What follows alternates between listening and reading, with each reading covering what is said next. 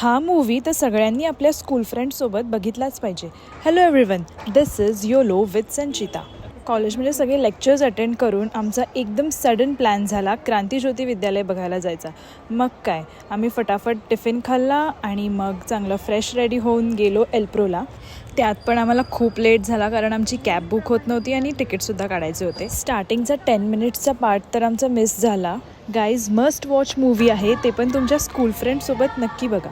दो topic थोडा English medium Marathi medium ह्याच्याबद्दल आहे, बट यू विल एन्जॉय. कारण सगळेजण खूप वर्षांनी एकत्र येतात आणि मग कसे भेटतात त्या शाळेसाठी. ती शाळा बंद होणार असते, सो शाळेसाठी ती सगळीजणं एकत्र येतात बऱ्याच वर्षांनी आणि मग त्यांचं ते बॉन्डिंग, त्यांच्या जुन्या आठवणी, पिकनिकची सकाळ आणि ॲन्युअल डे, हे सगळंच आपल्याला आपल्या स्कूल डेजची आठवण करून देतं.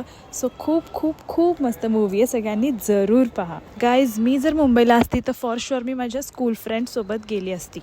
आफ्टर दॅट थोडंसं मॉलमध्ये फिरलो आणि हे बघा, वेस्ट साईडमध्ये आम्ही नेल पेंट्स लावत होतो. सो क्रिंज ना, but this is normalised by everyone. आणि हा स्टेशनरीवाला सेक्शन बघितला ना गाईज, की खरंच लहानपणीची खूप आठवण येते. ते colours, water colours, painting, brush जेवढे पण असतील तेवढे कमीच वाटायचे. Bye bye.